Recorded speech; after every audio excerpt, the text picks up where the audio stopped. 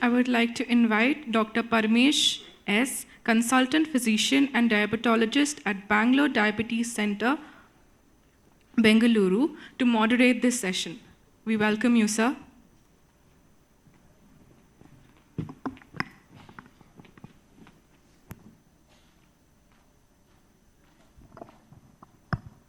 Good morning.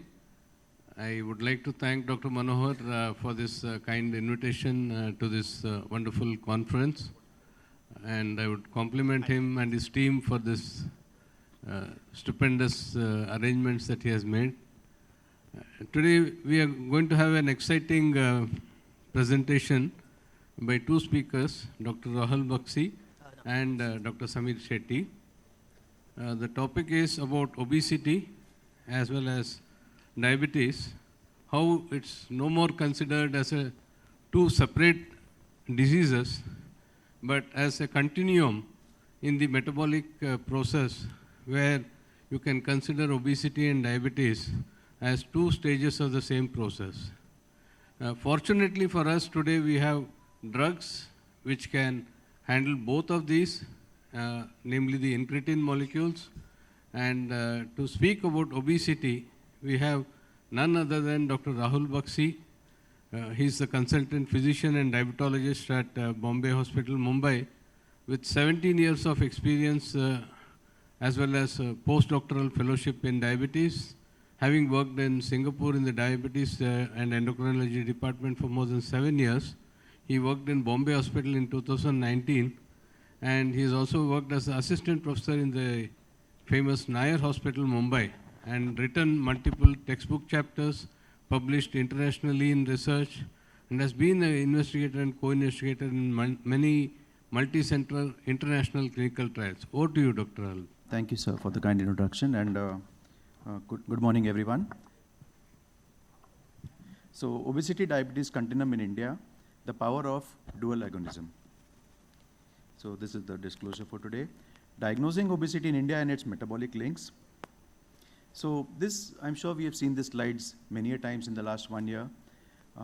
Basically the definition of obesity, it's a chronic, biologically driven condition shaped by genetic, environmental and socio-cultural factors.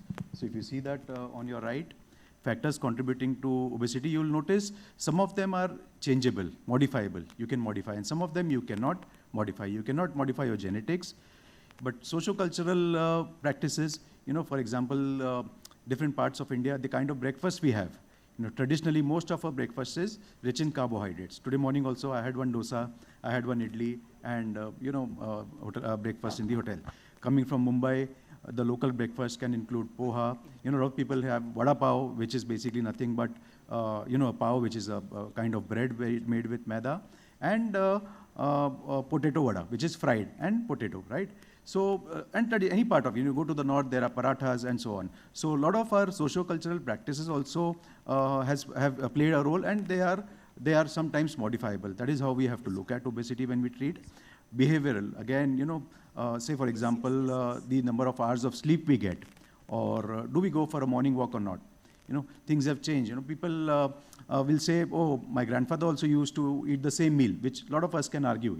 I spoke about the breakfast which we have, but that's a traditional breakfast in different parts of our country. But then we are having the same things. But why is obesity increasing? Why is diabetes increasing? And in the recent years, and that is because the other behavioral changes. Our grandfather used to walk a lot. There were no cars. I would go down, sit in a car, and then go away. It was not like that that time. They were working a lot physically, which is not the case.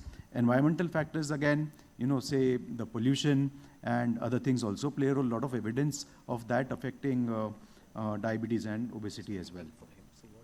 Increasing BMI is associated with a stepwise reduction in life expectancy, contributing to a substantial global health burden. So some of the estimates of obesity prevalence in adults, when they are considering it as more than 30, whereas we know in India and in parts of Asia, the number is even lesser, more than 27 also we consider it. So, but then you see those areas where obesity is highly prevalent. And more importantly, life expectancy for people who are overweight and obese is reduced on an average by 1 to 2 years if your BMI is more than 27.5, 2 to 4 years when BMI is between 30 to 35, and 8 to 10 years when BMI is more than 40 to 50 kilogram per meter square. Yesterday only when I was in Mumbai seeing a patient in Mumbai hospital, a young girl of 24. Okay, her BMI was 44.5. Okay, so not that she's not tried, she's tried a lot with her diet, exercise, even lost 10 to 15 kg, even 20 kg she said she lost at one point. But we all know what happens because of the factors which I mentioned earlier, environment factors, genetics, and the mechanism of the body. You lose weight, the body works in a certain way, it tends to regain weight, your appetite comes back, and some other hormonal factors. So she's lost 15 to 20 kg at many a times, but she's regained that weight. And here we see if you have a BMI between 40 to 50, your life expectancy comes down by 8 to 10 years. And more importantly, the quality of life. If you have a BMI of that range, 24-year-old girl I'm talking about, you can imagine the quality of life. She already has some knee pain, she has back issues, she has PCOD and so on. So I think these are some of the things which we need to consider. Again, obesity affects many organ systems and contributes to over 200 complications. This slide, looks theoretical, but how I apply this practically when a patient is sitting in front of me with, say, a BMI of 32 or 35 is, a lot of patients will say, this is my weight since last 10 years, or I've been healthy since childhood. And patient is just, say, 35 years or 40 years old and with a BMI of 32. So now patient has come because, maybe somebody has told that, okay, there are some newer drugs in the market, or they want to see me and seek advice. So they don't have any other issue at present apart from their weight, which also they may consider or may not consider as a big issue. So what our concern is today for a young person who's tried lifestyle, who's tried dietary changes, who's made sincere efforts to lose weight, is to prevent all this from coming in the near future. So that is what because see, there are two types of patients today who are overweight or obese who come to us for advice. One who heard about these drugs, the GLP-1, GIP-RA drugs, and they say, doctor, I want this drug. And second is, they don't even know, there are all sorts of patients. So some of them don't even know that these kind of drugs exist. And maybe they started having some knee pain, or they went to the orthopedic surgeon and they said that, okay, you must reduce weight. So they referred to me and so on. Or there'll be young females, planning to get married, or there'll be patients referred from gynecology, somebody who's married but having infertility, or trying for IVF and, the gynecologist wants them, obstetrician wants them to lose weight, and so on. So they may not have any of these, but why we want to help them lose weight and optimize their metabolic this thing is to prevent all of this. So, and most of them will arrive early. For example, sleep apnea. Few questions, a sleep study, and you'll know patient has obstructive sleep apnea. Fatty liver, MASLD, what we call them nowadays. You do a sonography, even in this hall also, if we do our sonography, all of us, I'm sure around 60 to 70% of us will have MASLD on the sonography.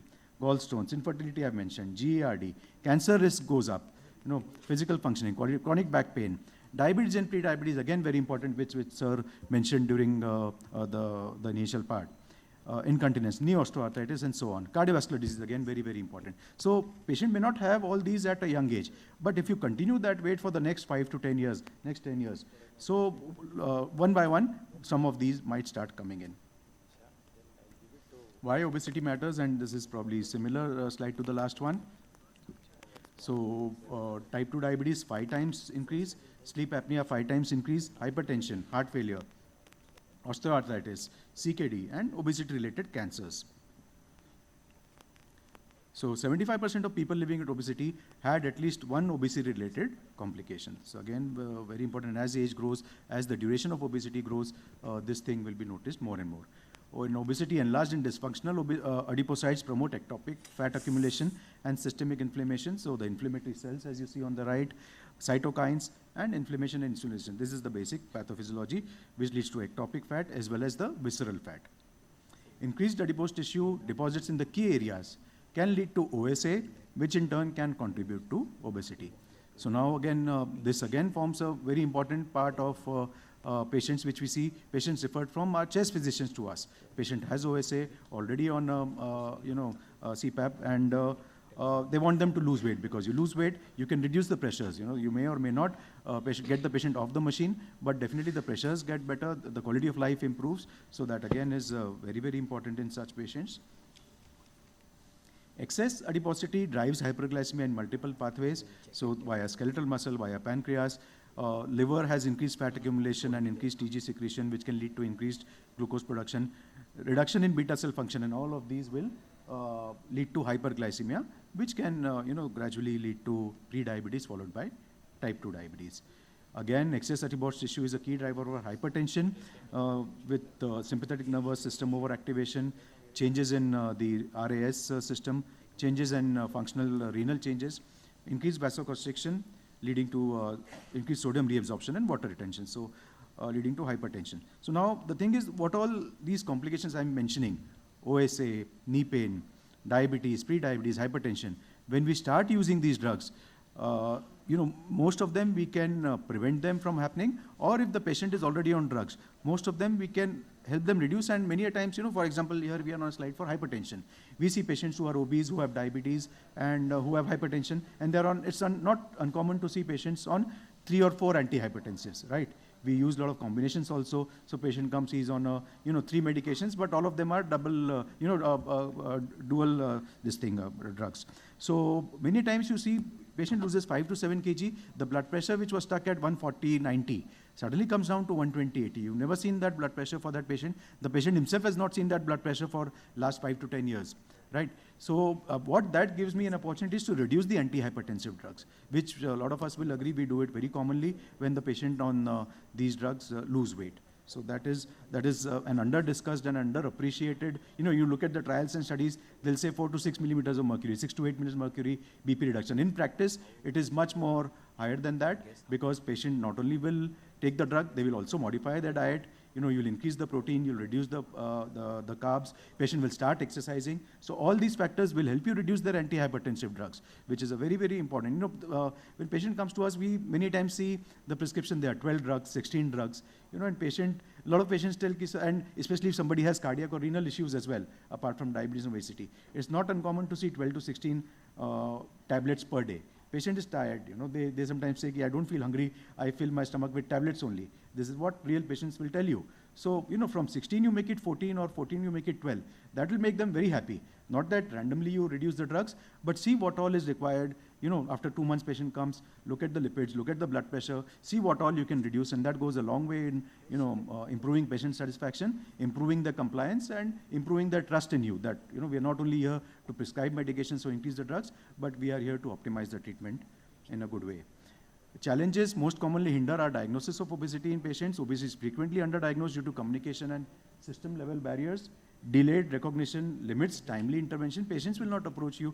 They don't consider obesity as a problem, So that will delay things. Even though the awareness nowadays, last few years, has been increasing, education and improved access to care are essential for effective management. So AAC 2025 guidelines on diagnostic criteria.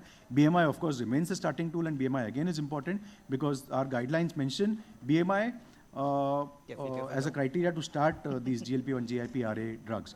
But again, only BMI may not be important in today's day and age. So screening is good, very simple. You get weight, you get height, and with your calculator, you can just calculate diagnosis. Then you go on to the anthropometric components to confirm the presence of excess adiposity and assess adipose tissue distribution.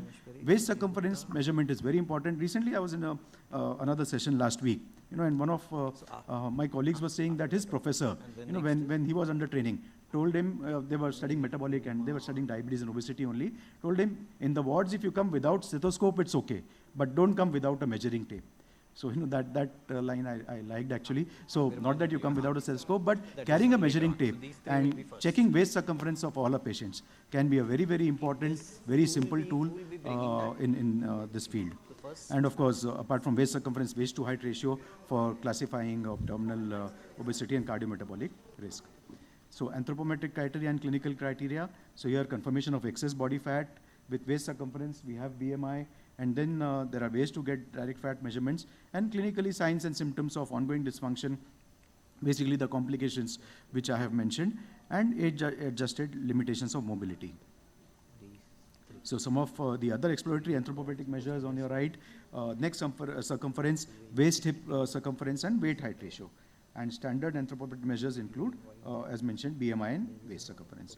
Now looking to this obesity type 2 diabetes continuum through the chronic disease lens. Obesity drives insulin resistance and beta cell dysfunction, which will accelerate the development of type 2 diabetes. So normal, these are the three disease stages, normal, IGT and type 2 diabetes, where the insulin resistance gradually goes on increasing and the beta cell function gradually goes on decreasing. There's a direct relation between insulin resistance, which rises early and plateaus at high levels, and beta cell function progressively declines and crosses a failure threshold. So as you see here, risk of developing type 2 diabetes is higher as people gain weight. And with a BMI of 35, the relative risk of getting type 2 diabetes is almost 93%. Multiple biological pathways link between obesity and diabetes.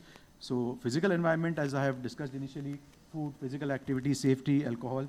Social environment, disadvantage, violence, income inequality. Sleep disorders, some of the medications which can induce weight gain. You know, people are on steroids for different reasons. Respiratory patients, rheumatological patients, their long-term steroids will affect, and patient will gain weight, and they might have steroid-associated hyperglycemia and then on diabetes.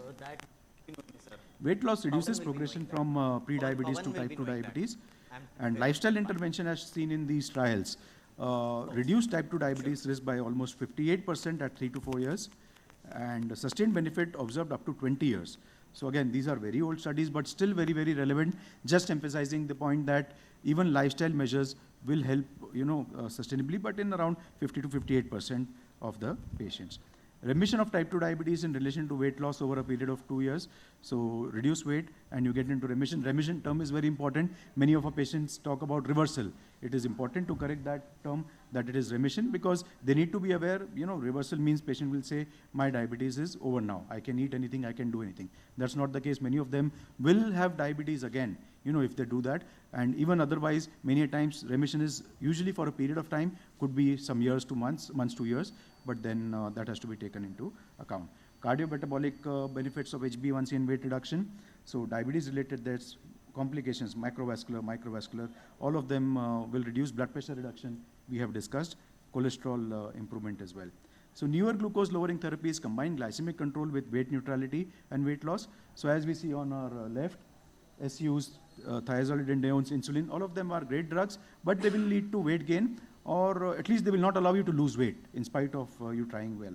Metformin and DPP-4 weight neutral. And now the newer agents which we are using over the past decade, SGLT2 and even more probably, SGLT2 inhibitors and GLP-1, they are associated with weight loss.